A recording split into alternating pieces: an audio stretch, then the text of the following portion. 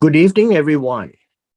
We are now starting the next three chapters that actually refers to the issues regarding Sennacherib, regarding the king of Assyria, as he comes against Hezekiah. It begins this way in chapter 36. And as I mentioned before, in the past, so many chapters, when it deals with prophecy, it deals in what we call poetic language that gives us the imagery of the message. Each of those chapters that we have treated in the past, where it's prophetic, stands alone by itself and it's not in any chronological order. However, when it comes to chapters 36, uh, to 39, you find that this is a reference of a historical event. The historical event is actually recorded in Second Kings, chapters 18, and then we find it in Second Chronicles, chapters 32. Now, all of this helps us understand the many things that's happening. The first one, sorry, it's in 18 to 20. Now, when we look at Second Kings and then in Second Chronicles, those were recorded from the viewpoint of the people who were recording for the kings.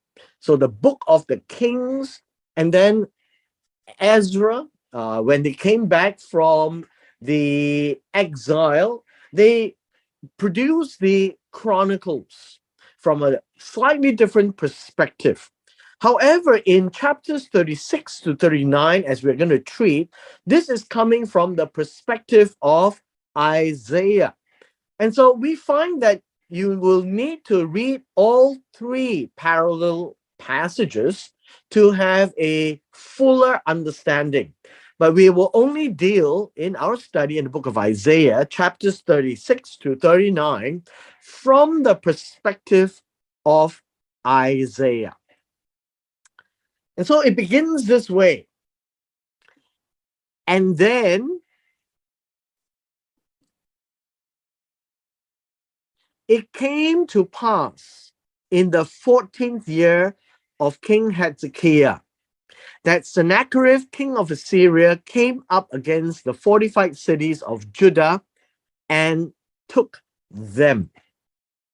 Now, I want to just bring out some background of the entire event so that at least when we get into the Sennacherib idea, you will see that Sennacherib is the last king of Assyria that will come up against Judah and Israel. So let me just flip over and show you a slide that pertains to how Assyria came against the nation of Israel. When we look at this slide, please bear in mind that the upper part would be the kingdom of Israel, which is called the northern kingdom. The lower part would be the kingdom of Judah, which is the southern kingdom.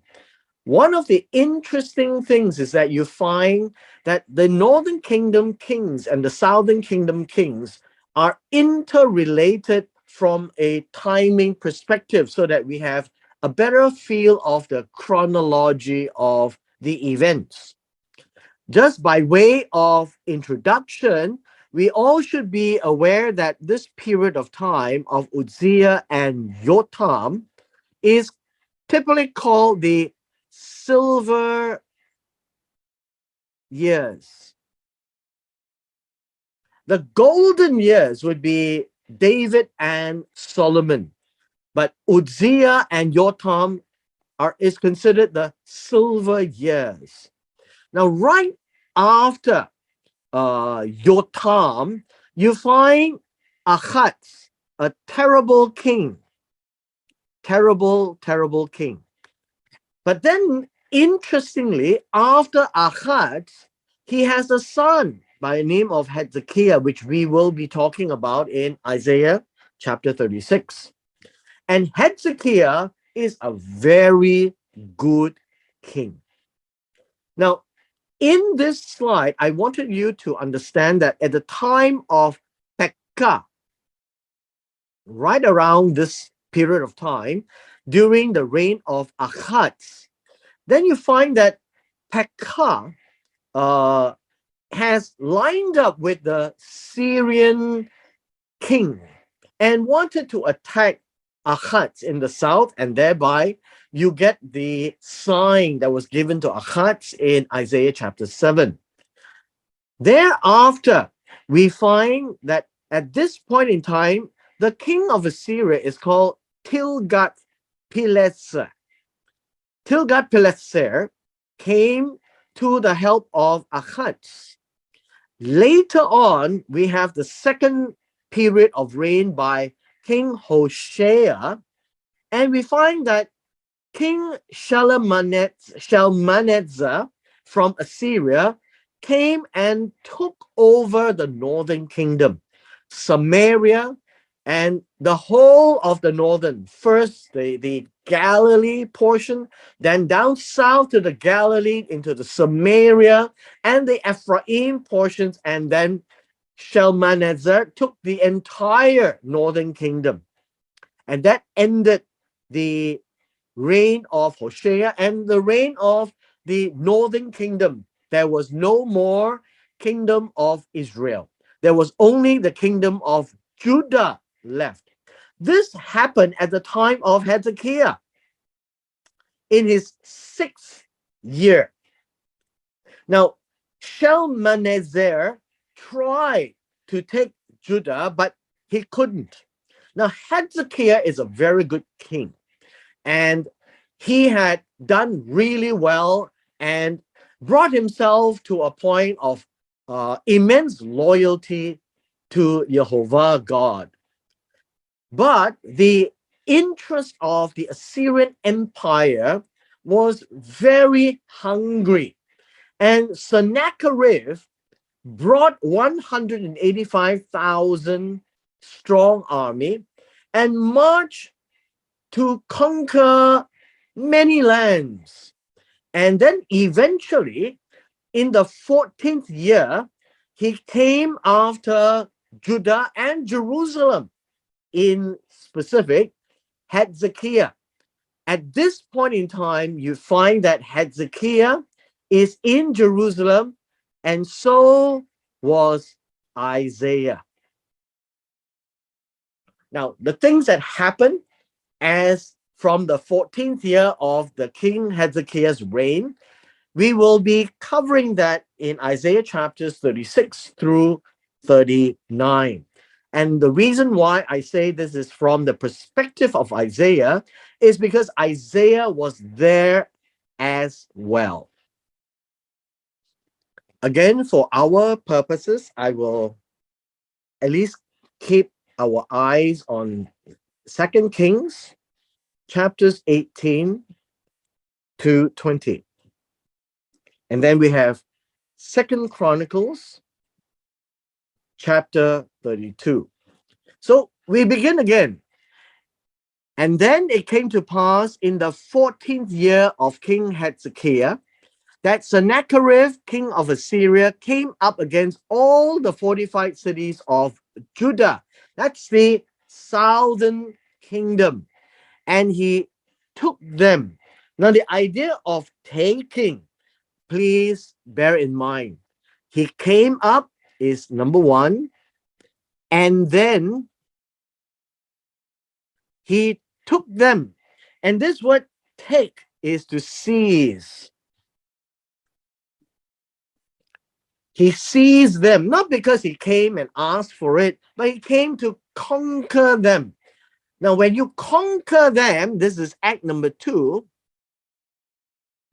then all these fortified cities, these are the walled cities, are taken. And this would be in the southern part. The northern part is already gone. because of Shalmaneser. And so after he did all this, then this would be and then.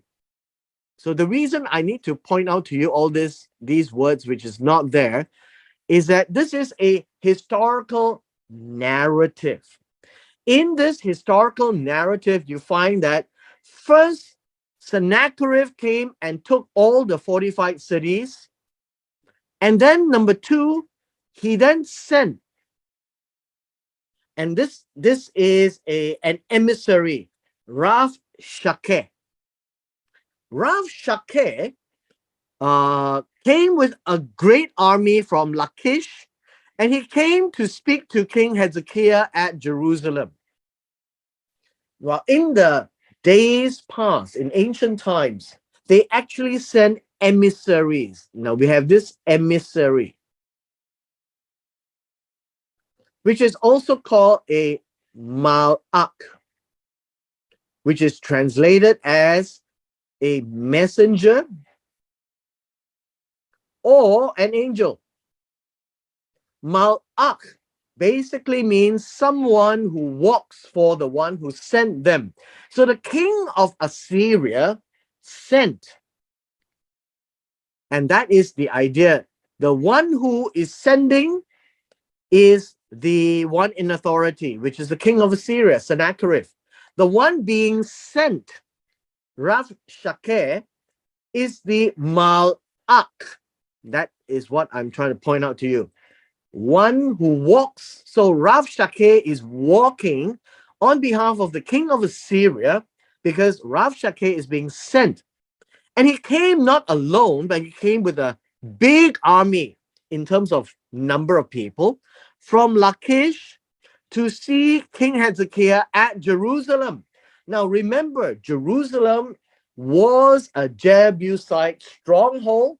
And if you had been to Jerusalem, it's on top of a hill or a series of hills. And in that series of hills, the city of Jerusalem is walled around, and the king's palace is there. And what else is there would be the temple that King Solomon built. So King Hezekiah is being spoken to. And one of the things that we need to understand how ancient warfare comes is that the king of Assyria is the aggressor. And King Hezekiah is the victim. And the aggressor will try to cow the victim into submission. So this is what he said. He stood by the aqueduct from the upper pool on the highway to Fuller's Field. Now, Fuller's Field is actually a washer's field. Outside the gates of Jerusalem, there will be a pool for people to wash clothes, and they would dry the clothes at this washer's field. And so Rav Shakeh stood there and cried out to the walls of Jerusalem. At the same time, the response is not King Hezekiah going out. He sent representatives. So, and Eliakim, the son of Hilkiah, who was the head of the household, Shebna the scribe, and this idea of scribe would be the one who is writing for the king, and Yoah. This would be Yoach, the son of Asaph. He's a recorder that records all the things that's happening. And they came out to him. Now, who is him? That would be Rav Shakeh. Now, just a little bit of Rav Shakeh. Tradition puts him as a turncoat. We'll call him an Israelite. And he is a traitor. He turned from the king Hezekiah to the king of Assyria. And he's trying to show that he can do a lot for the king of Assyria. So that's the background I hope that we will bear in mind. And then, verse 4, after Eliakim, Shebna, Yoach came, then Rabshakeh said to them, say now to Hezekiah, and these are the words that Sennacherib is going to say. Thus says the great king, the king of Assyria, Sennacherib.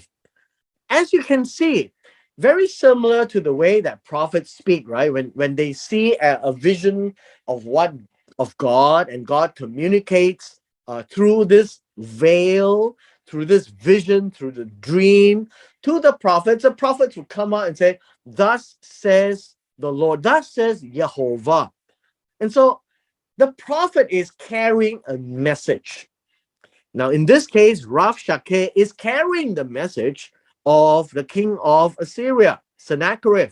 Thus says the great king, the king of Assyria. And he says this to intimidate. Now, understand, all of this is an intimidation. And so the words that are spoken is actually intimidating words. What confidence is this in which you trust?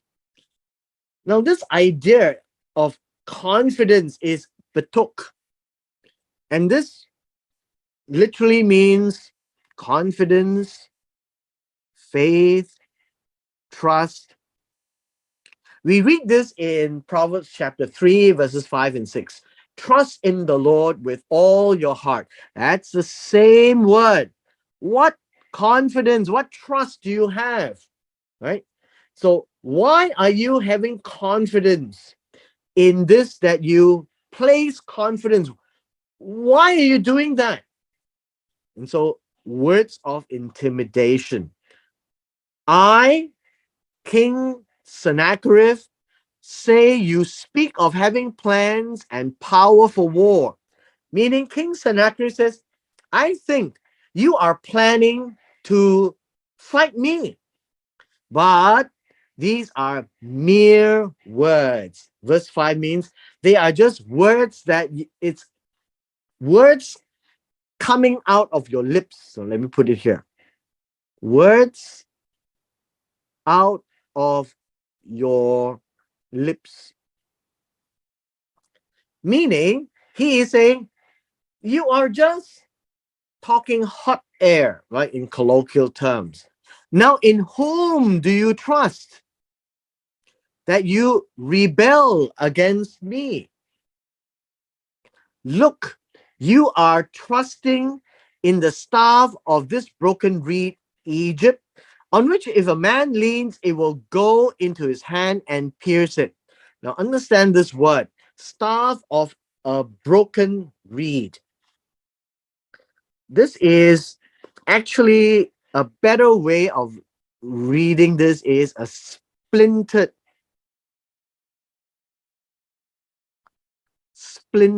reed.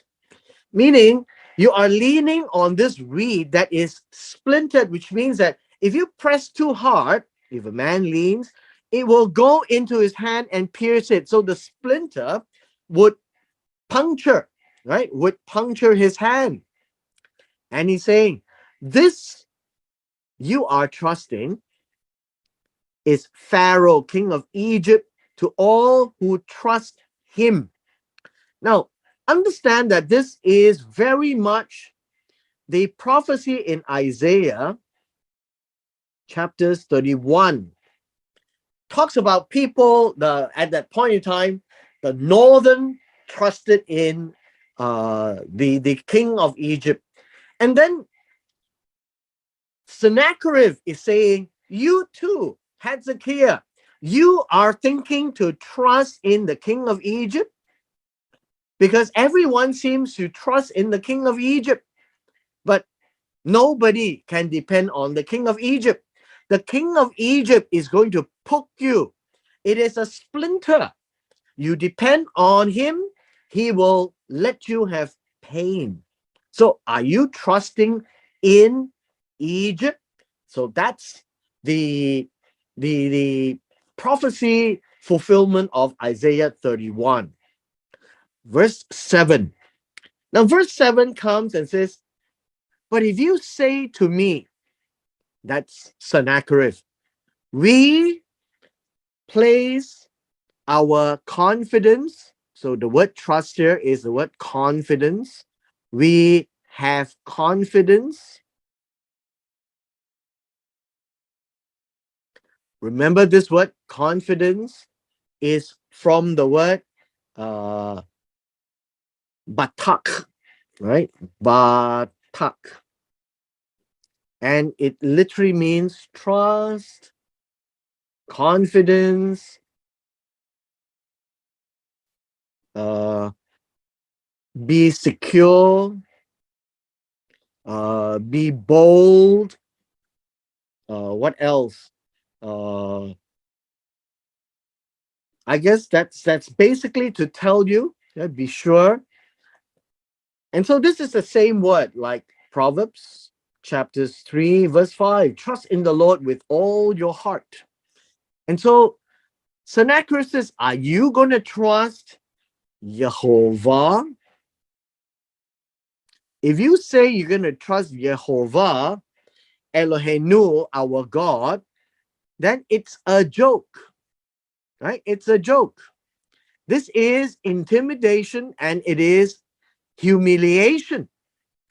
Is it not he whose high places and whose altars Hezekiah has taken away and said to Judah and Jerusalem, you shall worship before this altar?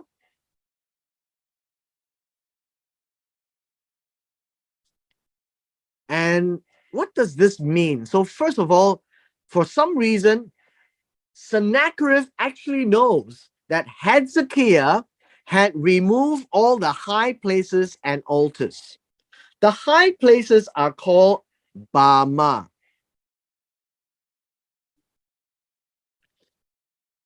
And I think what is important is this incident, he whose high places and altars Hezekiah has taken away, is recorded in 2 Kings chapter 18, verse 4.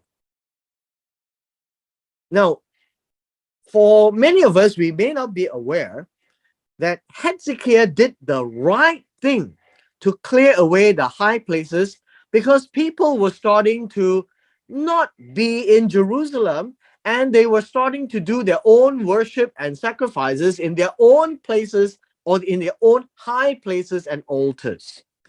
Now, that is actually forbidden. In First Kings, Jerusalem, we should read First Kings chapter 3, verse 2. First Kings chapter 3, verse 2. And among many other verses, it's important to realize that even before the temple was built, they had all these high places, Bama, and altars, and they were worshiping and praying and offering to Jehovah. But when the temple was built by Solomon, all of these high places were removed. They are supposed to come to Jerusalem and bow down before the altar at Jerusalem, right? Bow down. And Jerusalem and the temple of God would be the only place. And so when Hezekiah became king, right at the start, he removed all the high places and reverted back to Jerusalem. Now, understand this. Why did the practice went back to high places and not Jerusalem was Jeroboam at the split of the kingdom after Solomon had instigated the northern kingdom to serve new gods. He placed idols, one in Bethel and one in Dan up north. And these were all idols, and they told them that these are the gods that had brought them out of Egypt. And so from there onwards, the northern kingdom had that set up their Bama again. Now, what happened to the southern kingdom is that over time, when you have bad kings like Ahaz, right before Hezekiah, he was a bad king. And he allowed for all these praying and offering to God at wherever they wanted. And they had, besides Jehovah, they also served idols. Now, Sennacherib says, now therefore I urge you.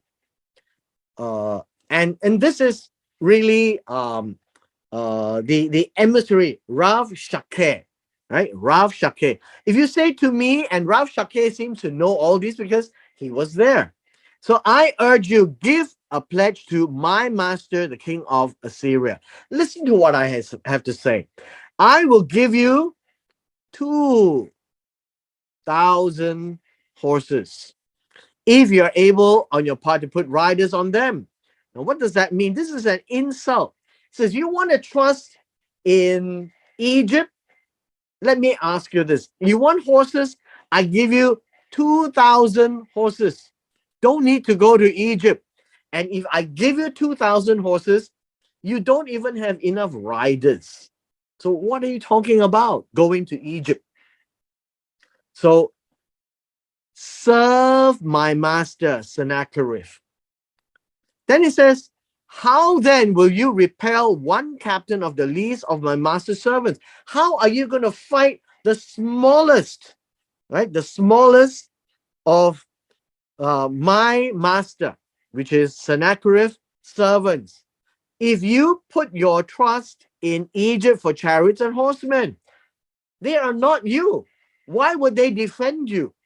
Have I now come up without the Lord against this land to destroy it? Now, this is interesting because he is now, Rav Shakeh is saying, I am coming against this land to destroy it. It's because I am doing it because God said so. So understand this is a very interesting position. Rav Shakeh is saying that God told him so. And that means you're done. God says to me, go up against this land, Judah, and destroy it. Now, understand that God does use the northern kingdom, and through Shalmaneser has taken over the northern kingdom. And God wants to punish the southern kingdom, but it wasn't time. And so, did Rav Shakeh hear God tell him? And I would venture to say no. But in this case, he is using intimidating words to really put the fear into Hezekiah, these emissaries, as well as the people of Judah. Then, after Rav Shakeh said this, Eliakim, Shebna, Yoach said to Rav Shakeh, they are now very scared of what Rav Shakeh had said. Don't want the people to hear. So they are actually talking very loudly, maybe from wall to down the wall. Rav Shakeh is just shouting up, and these Eliakim, Shebna, and Yoach was just standing up on the wall. He said, please speak to your servants in Aramaic, in your own Assyrian language, for we understand, and do not speak to us in Hebrew.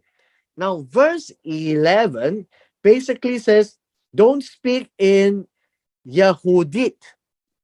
Yehudit. This would be the language of Judah. Don't speak in the language of Judah, which is the southern kingdom, in the hearing of the people on the wall. So they don't want the people to be scared of what Rabshakeh has said. But Rabshakeh said, has my master sent me to your master and to you to speak these words, and not to the men who sit on the wall, who will eat and drink their own waste with you? And more spoken in Hebrew, in the language that the people of Judah would understand, that these people will understand and hear. Why would they want to die with you?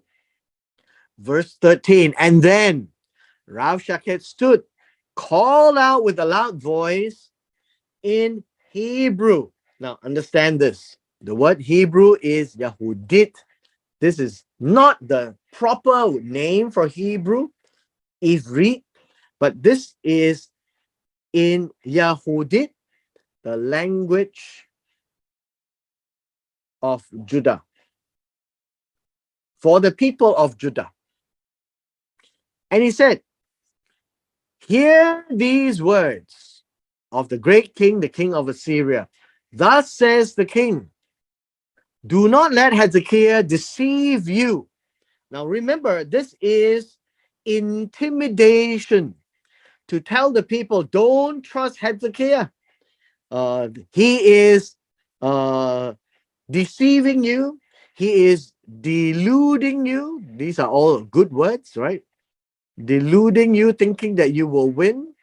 He is leading you astray.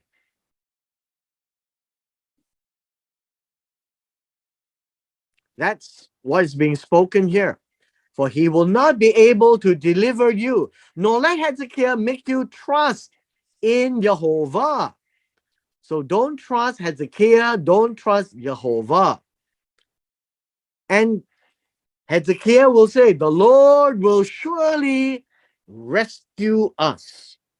Now in verse 15, it says, he will deliver us, cause us to be rescued. This is the word. Cause us to be rescued. Don't believe Hezekiah. This city will not be given into the hands of the king of Assyria. That's what Hezekiah will tell you.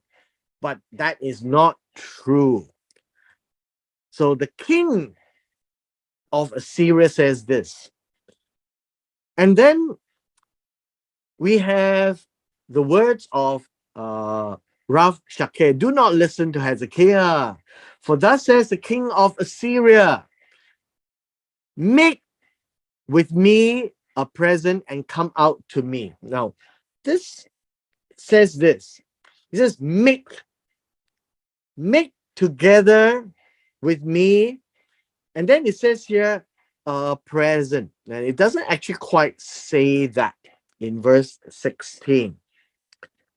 Verse 16 says, make peace with me, and there's no present, and come out to me.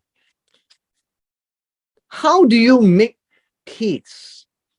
Right? Make peace, or literally it says, make a blessing. This word here is barakah. Barakah is a blessing. Now, obviously, they're not asking the Jewish people to bless. This is to make a treaty,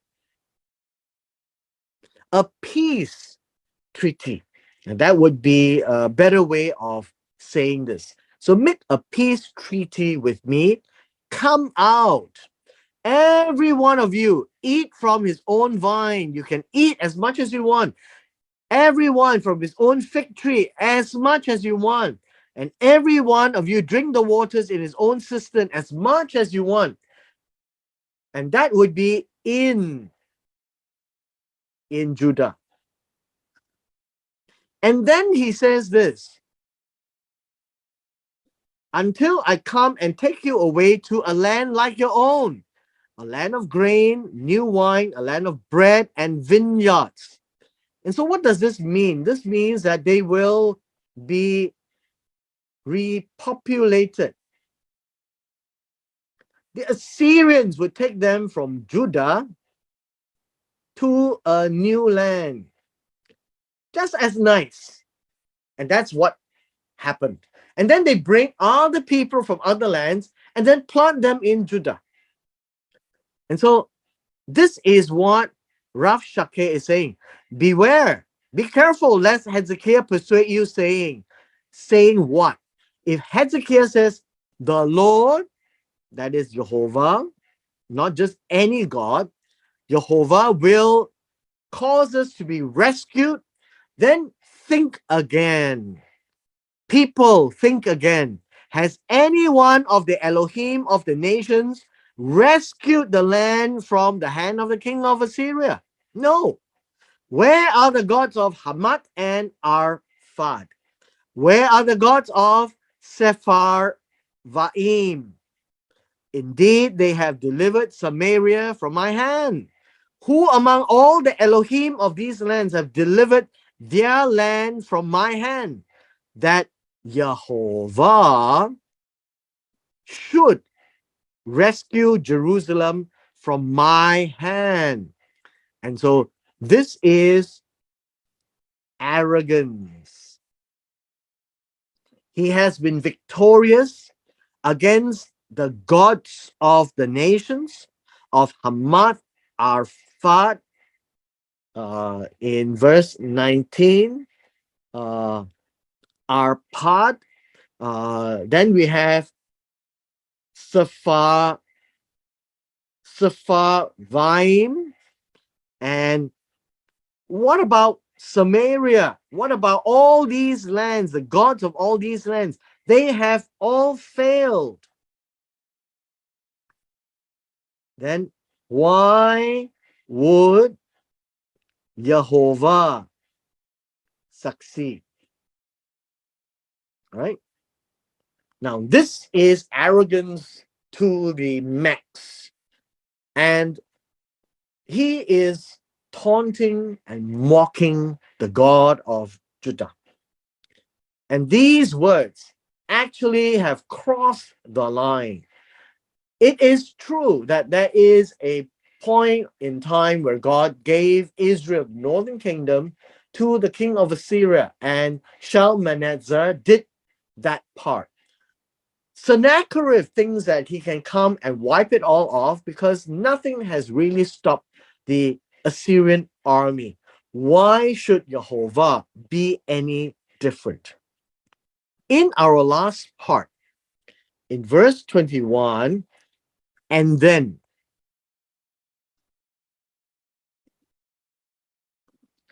they held their peace. Now, this word held their peace literally means remained silent, and answered him not a word, for the king's commandment was, do not answer him. And then Eliakim, the son of Hilkiah, who was over the household, Shebna the scribe, and Joach, the son of Asaph, the recorder, came to Hezekiah with their clothes torn and told him the words of Rav Shakeh. Now, this is the first part of the 4 chapters, chapter 36, at a time where there is a lot of intimidating words that's being spoken by Rav Shakeh on behalf of King Sennacherib and to intimidate the people. But it came to a point where it actually mocked Jehovah, had no respect for the God of Judah, and that is where we will then look into chapter 37 next week. With this, we come to the end of our session today.